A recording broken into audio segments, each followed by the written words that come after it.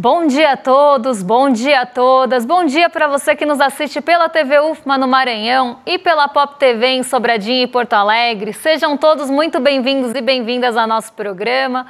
Hoje, terça-feira, dia de entender o que está mexendo com o nosso bolso, porque saiu o IPCA, então vamos conhecer o Índice Oficial de Inflação, depois da gente ter visto várias prévias ou vários termômetros aí, então já sabíamos o que esperar, mas vamos ver o que se concretizou nesse índice e já trago aí que vamos ter boas notícias. Mas vamos trazer alguns pontos de ontem também, a gente vai retomar o assunto do petróleo, já que hoje saiu o relatório do OPEP, então a gente vai entender também como é que a OPEP está operando nesse momento para tentar subir o preço do petróleo, mas vamos trazer outros dados importantes também de rendimento e de ajustes, aí na verdade não ajustes, mas o ganho real dos trabalhadores nesse momento, segundo o IPEA. E vamos passar pelo termômetro da Bolsa que ficou de ontem. Mas antes de tudo isso, André, bom dia, como você está? Bom dia, Débora, tudo bem? Bom dia a todos os nossos telespectadores. Saíram dados da inflação essa manhã, aí, dados positivos, a gente vai explicar o que caiu, como que foi aí a sua feira, o seu açougue, o seu supermercado. A gente vai mostrar tudo aí para vocês, para explicar essa deflação que surpreendeu tanto o mercado aí, mas não surpreendeu tanto a gente, então a gente explica aí para vocês quais são os principais condicionantes aí desse movimento. Vamos falar também de petróleo, vamos falar também aí de um estudo do IPEA bem interessante que fala sobre questão da renda, mas antes de tudo a gente já pode passar para a nossa agenda agora aí que não está muito recheada, mas a gente tem dados importantes principalmente aqui no Brasil, né, Débora? Exatamente, dados importantes de inflação. Então, só aí para a gente passar pelos dados brasileiros antes, né? Às 5 horas da manhã saiu o IPC semanal, aqui aquela métrica que sai toda semana, com menos relevância, com menos peso, mas saiu a primeira prévia do IGPM de setembro, saiu o IPCA de agosto, né? Primeira prévia, porque setembro ainda está rolando, gente. Então, aqui é só a primeira leitura, quase que aí realmente uma leitura preliminar. IPCA de agosto já final, então vamos entender o que mexeu realmente com o nosso bolso. Balança comercial, importações e exportações de agosto na China. Dado esse que teve bastante potencial para mexer com o mercado, inclusive trouxe aí alguns dados positivos em relação ao que se esperava da China. Teve também CPI, Índice de Preços ao Consumidor da Alemanha em agosto, medição final.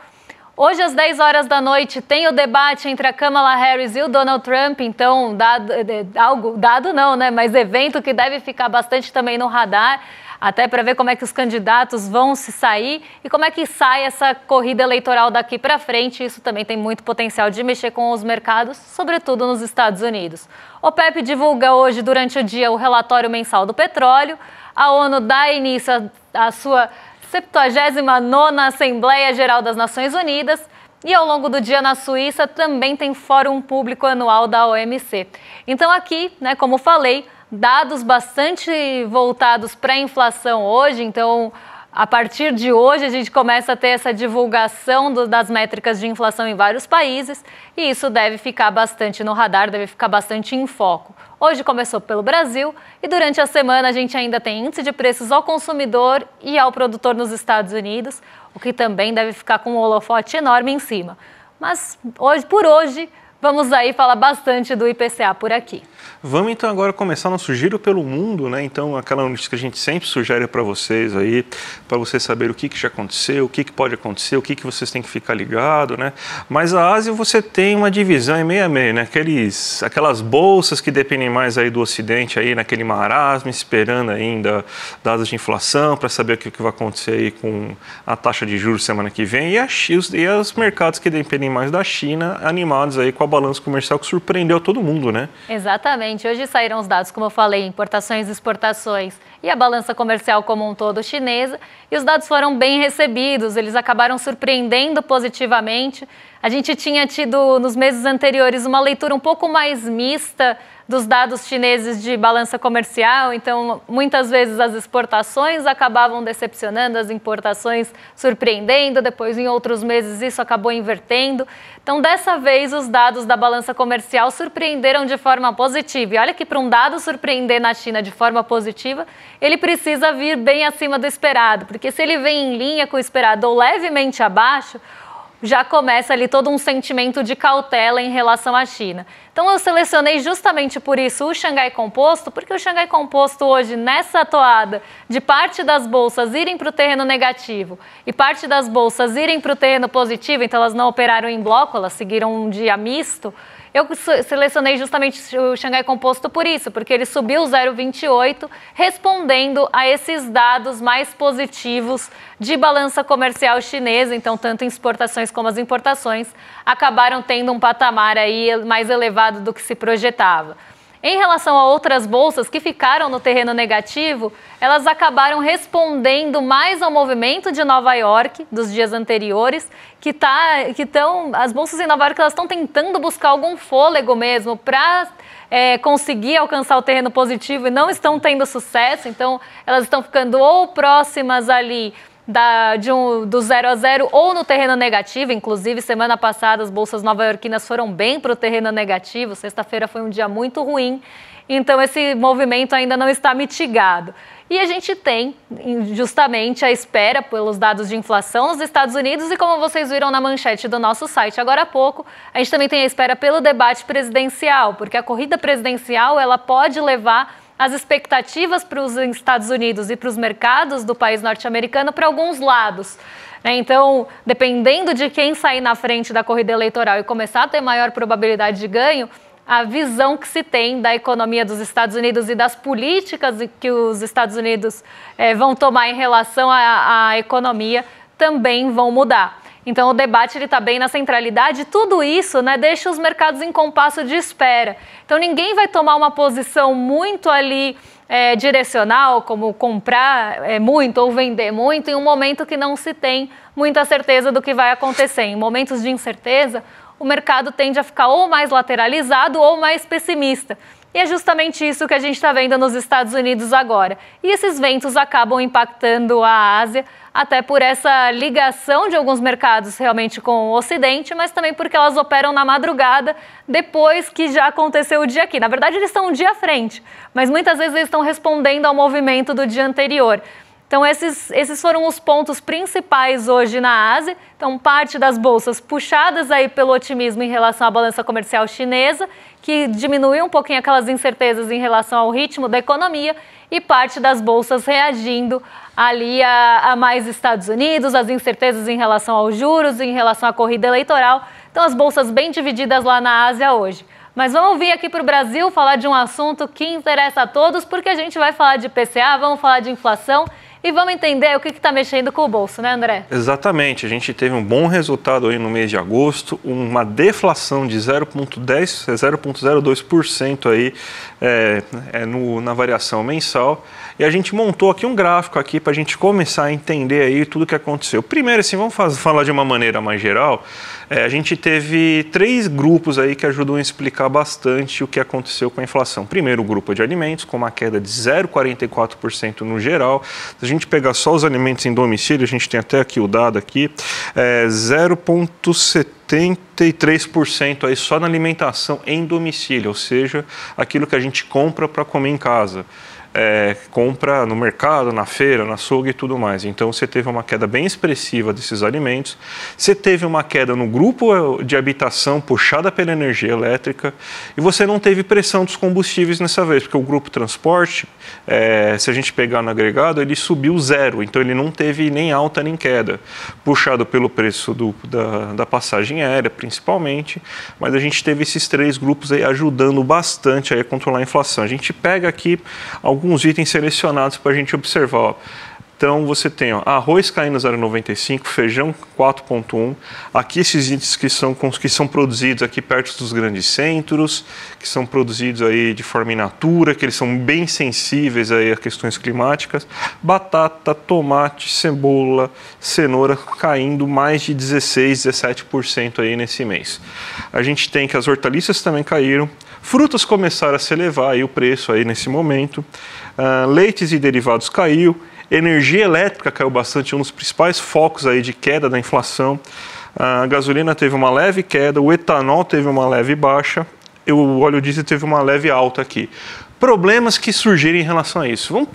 Primeiro ponto, que muito bem, obrigado, a inflação desse mês. Daí a gente vê assim, se tudo ocorresse normal, a gente imaginaria o seguinte: o clima estava melhorando, a gente estava entrando, a gente está no inverno ainda, né? Não saímos do inverno, então o clima mais ameno, a gente estava conseguindo melhorar a nossa produção de itens, principalmente esses itens que a gente consome in natura, né? Hortaliças, tudo que a gente está vendo aqui que caiu de fato, né? Batata, tomate, cebola e tudo mais aí. Então a tendência era que continuasse essa queda desses itens. O grande problema é que a gente não imaginava que iam começar a colocar fogo no Brasil a partir do mês de setembro, né? E aí a gente começa a ter uma incerteza, né? Porque se não acontecesse nada, a tendência era que você tivesse essa queda. Mas agora, com toda essa estiagem, essa situação aí do fogo aí que está começando a aparecer aqui no Brasil, todo esse clima, São Paulo está difícil de respirar, tá um sol bem forte, só que ao mesmo tempo aí você não tem o céu azul, o céu tá cinza, o céu tá uma fumaça só, então isso aí já atrapalha bastante aí a produção desses itens in natura. Energia elétrica que caiu, estiagem vindo aí com força, provavelmente a gente vai ter que sair da bandeira verde para a bandeira vermelha assim logo de cara, então vai ser um impacto muito grande em relação a isso. Então o que a gente vai ter nos próximos meses? Provavelmente é um choque de oferta vindo principalmente da energia elétrica e dos alimentos por causa de questões climáticas. E a taxa de juros não resolve isso, então já começou-se um movimento aí de, gente, a inflação está baixa aí, mas a gente está vendo pressões inflacionárias futuras para os próximos meses, então para a inflação ficar dentro da meta esse ano tem que aumentar a taxa de juros na próxima reunião.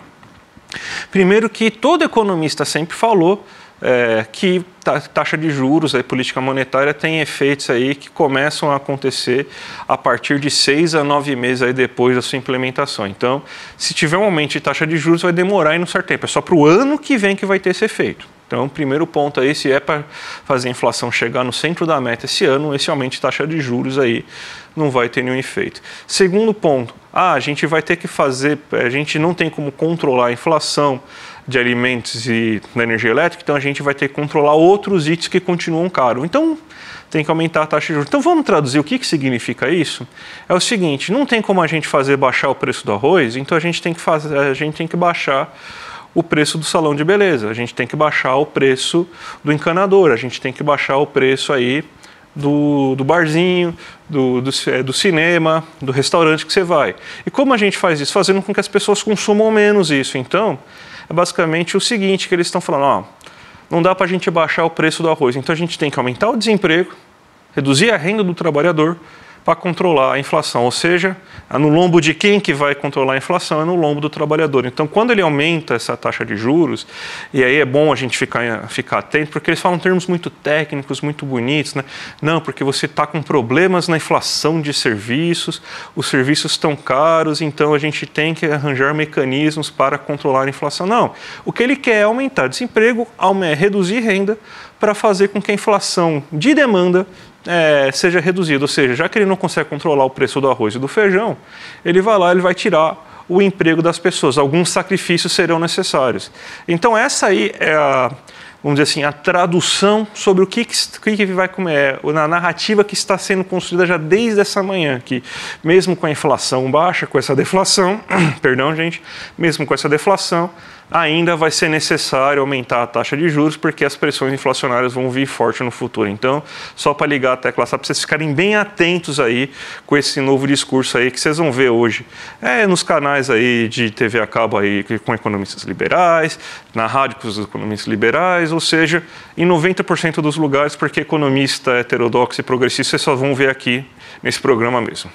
E antes da gente passar para os grupos, para entender realmente essa inflação está vindo da onde, o acumulado realmente está alto onde, a gente vai falar dos grupos DPCA, mas daqui a pouquinho a gente vai passar pelo giro de mercado e eu vou explicar a expectativa do mercado para a taxa de juros, como é que está e por que ela não está mudando com força, nem com muita intensidade nessa manhã. Mas conta pra gente, André, como é que estão aí os grupos de IPCA no estudo que você sempre faz aí pra gente? Vamos ver aqui que a gente faz aquela medição, né? Pega, reorganiza, né, os itens em novas cestas de bens e consegue ver como que foi a inflação no mercado que a gente está falando no supermercado, na Faria Lima, na feira, no açougue. E a gente vê uma inflação bem controlada aí no mensal em quase todos os itens. Uma alta de só 0,04% nesse mês, subiu um pouquinho o preço da carne, mas o preço do frango e dos ovos caíram, então você tem quase que zerada a inflação aí do açougue. E agora o acumulado 12 meses ainda continua 0,4% mais barato do que estava um ano atrás, ou seja, se a gente comparar com com julho de 2023, a gente ainda tem uma queda de 0,4%.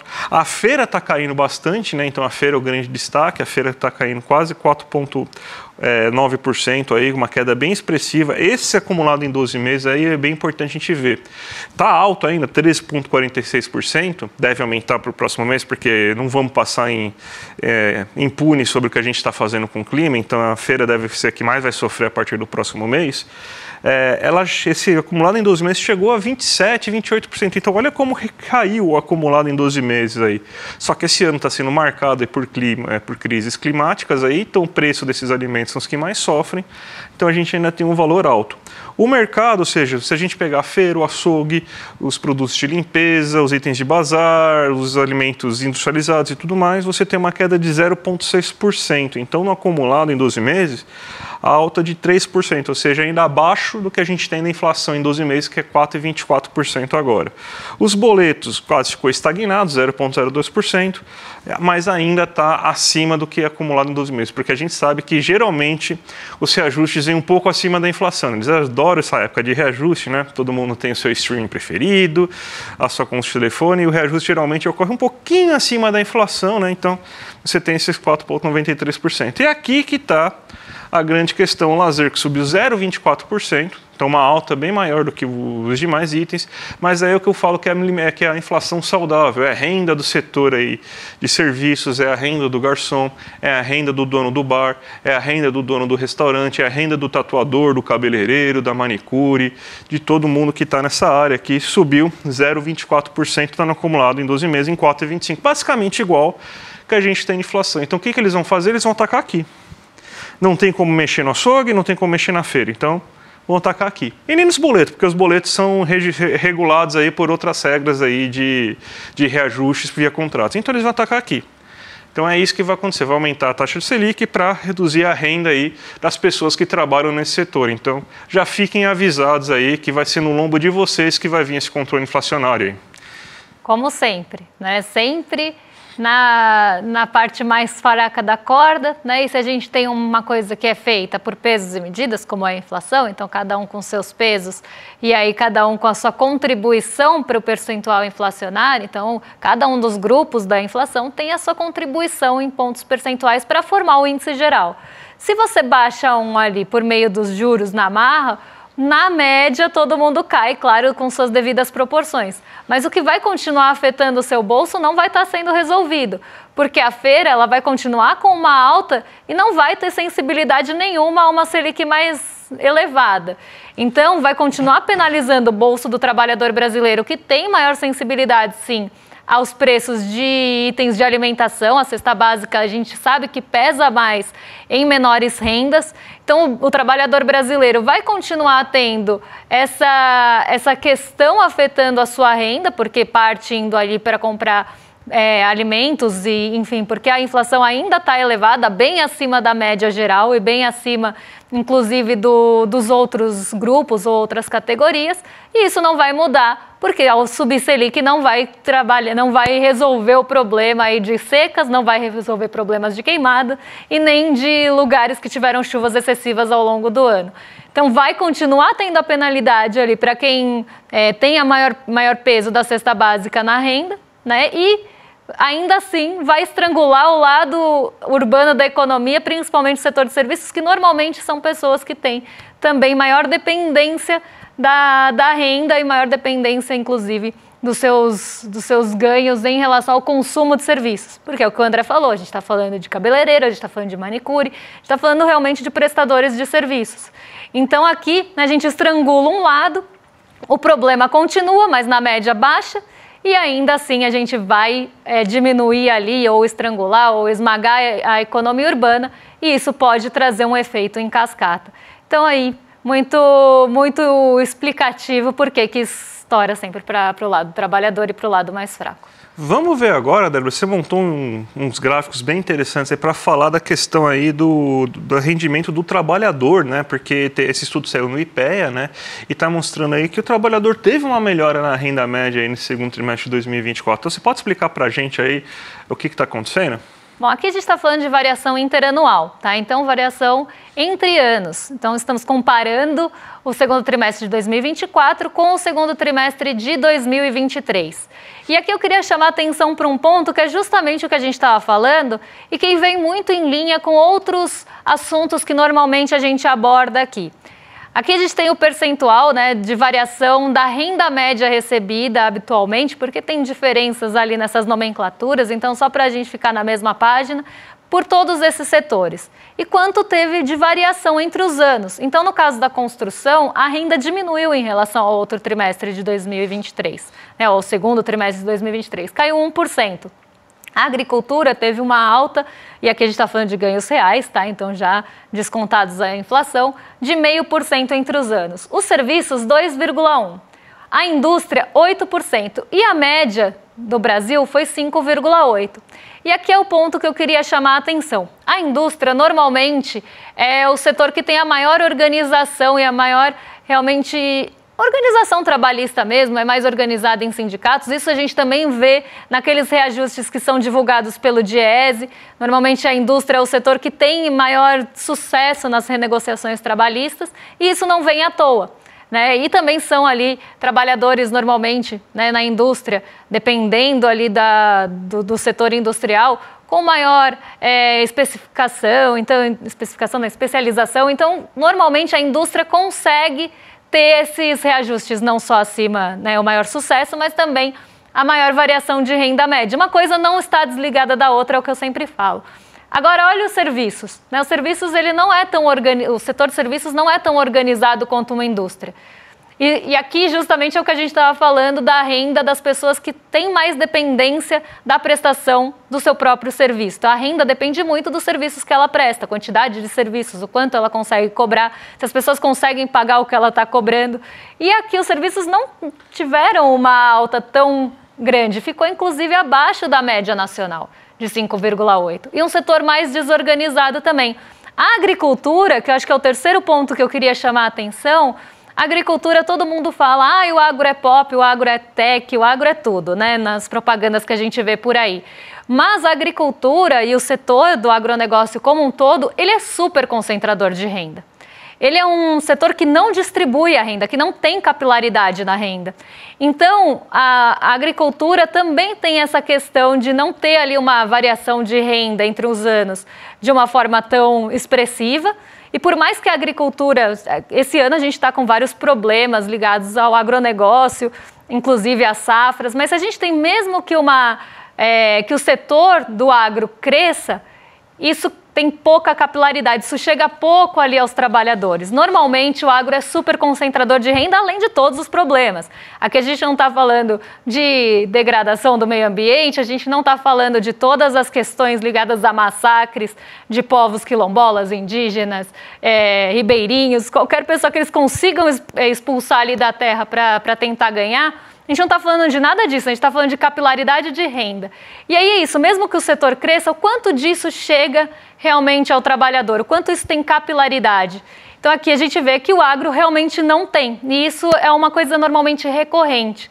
Então eu queria chamar a atenção para esses pontos, setores que também dependem mais da sua prestação e normalmente são setores mais autônomos, acabam tendo menor variação de renda, setores mais organizados têm maior variação de renda, então consegue ter um ganho melhor de um ano para o outro, e a agricultura, como sempre, bem concentradora de renda. Não, é óbvio, assim, vamos deixar bem claro, assim, é óbvio que quando a gente está falando aí sobre aumento de renda, isso é um fator que vai gerar inflação.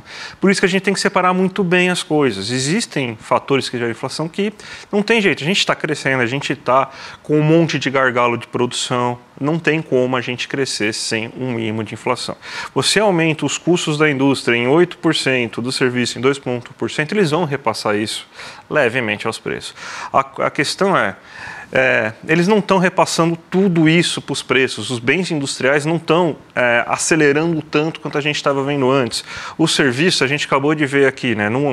Aquela proxy que a gente faz aí de lazer não é exatamente serviços. Os serviços eu preciso até dar uma olhada para ver, mas deve ser bem parecido com aquele do lazer. Também não está repassando mais, até mais é porque eles têm uma sensibilidade muito grande, porque o setor de serviço geralmente o preço do produto é a renda dele. Aqui já não, aqui é um custo que um grande empresário vai ter na indústria. Então, gente, o que vai acontecer agora é que eles estão vendo isso e falam assim, não, vamos controlar isso, porque 8% de aumento de renda na indústria não pode acontecer, então a gente tem que baixar isso. Então eles vão fazer o quê? Sempre o mais fácil. Vamos baixar a inflação reduzindo o salário. Todo governo que foi lá e conseguiu fazer uma canetada para evitar aumento do salário, conseguiu ter bom sucesso inflacionário. Isso a gente pega desde a ditadura, lá quando a gente teve lá em 1965, lá o Bob Fields pai lá, e Roberto Bulhões, né? Então o Campos Neto, o avô do presidente do Banco Central, o Bulhões, fizeram isso, fizeram um corte de salário para conter a inflação.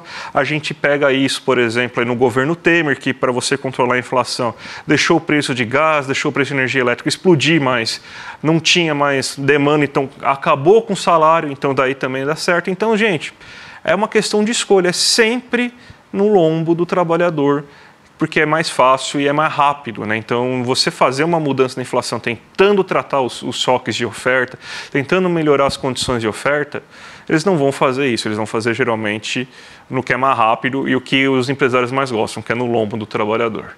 Vamos fazer uma abertura de mercado então, já que a gente faz tempo, né? Então a gente tem uns 3, 4 minutinhos aí para fazer. Então, Débora, o que tem de destaque no dia de hoje? Vamos lá, então vamos passar aí, tá meio... rapaz. Estranho, né? Mas dá pra gente passar aqui. O primeiro que vocês estão vendo aí, Bovespa, Nasdaq, S&P 500, agora sim, vamos do jeito que tá. O Ibovespa hoje ele tá caindo, subiu ontem, conseguiu ficar no terreno positivo ontem, mas na contramão de Nova York, então a gente tem visto muito esse movimento do Ibovespa no terreno positivo e Nova York no terreno negativo por vários dias, mas hoje isso se inverteu. Na verdade, inverteu agora, porque Nova York estava toda positiva e agora a gente tem a Nasdaq no limite, aí, com uma alta de 0,09, rondando bem a estabilidade, e a gente tem também o S&P rodando a estabilidade aí com 0,07 de queda, mas esteve positivo, o S&P esteve positivo até agora. Então, o que a gente está vendo, né? Por que tem esse movimento? Muito da alta da nossa bolsa está descolando de Nova York por fatores mais locais aqui de Brasil. Então, se a gente tem uma boa notícia ali em relação, hoje a gente teve IPCA, uma boa notícia, mas isso não está repercutindo aqui. Então, vou explicar por quê daqui a pouquinho, quando a gente chegar aqui na taxa de juros. Mas o Ibovespa, ele tem outros tipos de sensibilidade. Então, normalmente, o Ibovespa responde muito a preço de minério de ferro e muito a petróleo Brent. Eu tinha separado aqui um gráfico de petróleo Brent, eu não vou passar para vocês, mas eu vou explicar o que ele está querendo mostrar. O petróleo Brent, ele tem caído, né, sucessivamente. Ele teve vários dias de queda. Hoje o petróleo Brent está sendo negociado a $69. Para quem acompanha a gente há bastante tempo, deve lembrar dos tempos que a gente viu o petróleo Brent rondando ali o preço dos $100 por barril. Então, o petróleo Brent ele vem caindo de preço há bastante tempo. E nessas últimas semanas, o petróleo Brent teve uma queda bem acelerada. Inclusive, semana passada, dos 5 dias, 4 foram de queda para o petróleo Brent. E a gente também conhece o peso que o petróleo Brent tem na nossa bolsa por conta da Petrobras e outras empresas ligadas ao petróleo. Mas a Petrobras ela tem um peso muito maior. Então, o que aconteceu? O petróleo Brent ele teve uma queda de preços bem brusca e a OPEP, hoje sai relatório da OPEP, a gente vai conseguir ver isso de uma forma mais até nítida, com dados, mas de uns tempos para cá a OPEP tem cortado a sua produção de petróleo numa tentativa de subir esse preço do petróleo Brent, sem sucesso, porque o petróleo Brent continua caindo. Inclusive, eles até cobraram alguns países que não estavam ali cumprindo com o acordo do corte de produção. Então, esse é um ponto. E eles adiaram para pelo menos uns 2 meses para frente o aumento da produção. Então, eles estão, de qualquer forma, tentando ali a todo custo subir o preço do petróleo Brent, tentando controlar a oferta. Mas o que está acontecendo paralelo a isso? Na questão da demanda, a gente tem ali a China e os Estados Unidos com toda a incerteza em relação ao ritmo da economia. E se a gente tem uma queda no ritmo da economia dos Estados Unidos e da China, ou nas duas economias juntas, ou uma ou outra, isso vai fazer com que se tenha uma menor projeção de demanda para o petróleo. Então, por mais que eles estejam tentando ali enforcar também a oferta, diminuir a oferta, cortar a oferta, a gente não vê a demanda subindo, muito pelo contrário, ela está sendo revisada para baixo. Então, isso está derrubando o petróleo Brent, que também subiu por vários fatores envolvendo o Oriente Médio. Hoje o petróleo Brent cai 3,48, então não me espanta o Ibovespa estar no terreno negativo, justamente por essa questão de commodities. E o ponto que eu queria chamar a atenção aqui é, por mais que a gente tenha tido deflação no IPCA, o DI futuro está caindo só 0,09%, sendo que a gente tem uma queda lá nas treasuries. Então, podia ser uma queda muito mais acelerada e o dólar podia estar arrefecendo hoje.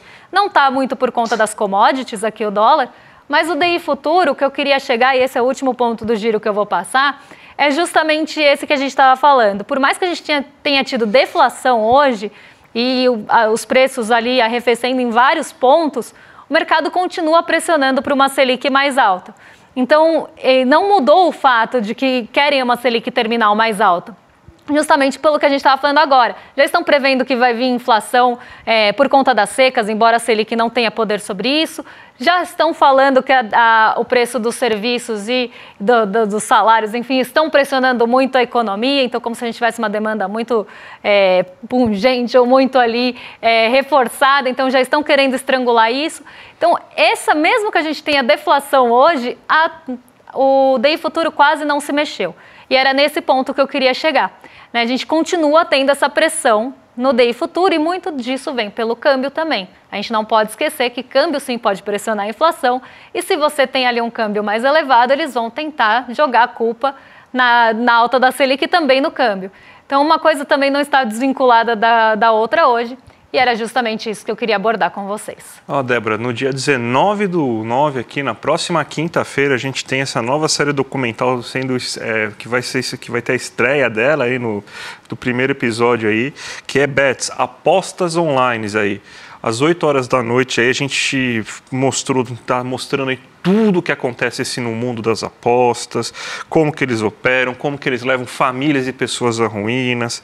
E a gente procurou jogador, influenciador, pessoas, empresários do ramo, todo mundo aí que fala bem de bet, que patrocina a bet aí, que influencia as pessoas a usarem apostas online e ninguém quis responder, né? Então, a gente vai aqui mostrar tudo aqui para vocês aí desses casos aí que são terríveis. Eu mesmo vi um hoje aí falando sobre uma mulher aí que entrou na justiça para pedir para ser excluída de todas as plataformas online, porque ela tem um vício extremo em jogo, e plataformas aí bem famosas continuam mandando aí brindes, continuam mandando aí e-mails e notificações para ela continuar apostando. Ela se afunda cada vez mais e ela até entrou na justiça para sair disso, para você ver o nível que você tem aí de preocupação que a gente precisa ter em relação a isso. Então, gente, clica aqui no link clmercado.com.br para se inscrever, que vai acontecer no dia 19/9, às 8 horas, quinta-feira. E agora vocês ficam com o Rolê ICL na sequência, com o William De Luca e o Guilherme Noblar. Então vocês estão em mais que excelente companhia e a gente volta amanhã para ir tentando pagar as dívidas que a gente está acumulando com vocês ao longo da semana. Um beijão e até lá, pessoal. Até mais, gente. Tchau, tchau.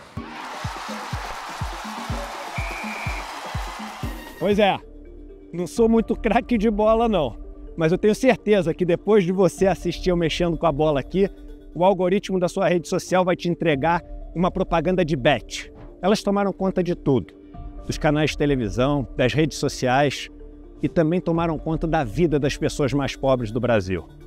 As pessoas estão viciadas, endividadas, algumas tirando a própria vida por conta disso. O brasileiro mais pobre gastou mais dinheiro em apostas no ano passado do que com arroz, por exemplo. e a gente vai denunciar o que está sendo feito, porque isso envolve as maiores organizações criminosas do país, envolve políticos, envolve canais de televisão e todo mundo tem medo de falar sobre isso. Para você assistir o lançamento da série documental Bets, o jogo sujo que ninguém comenta, e no dia 19 de setembro, uma quinta-feira, às 8 horas da noite, a gente vai estar junto para assistir cenas e declarações chocantes que vão abalar as estruturas desse mercado. Dia 19 a gente se vê.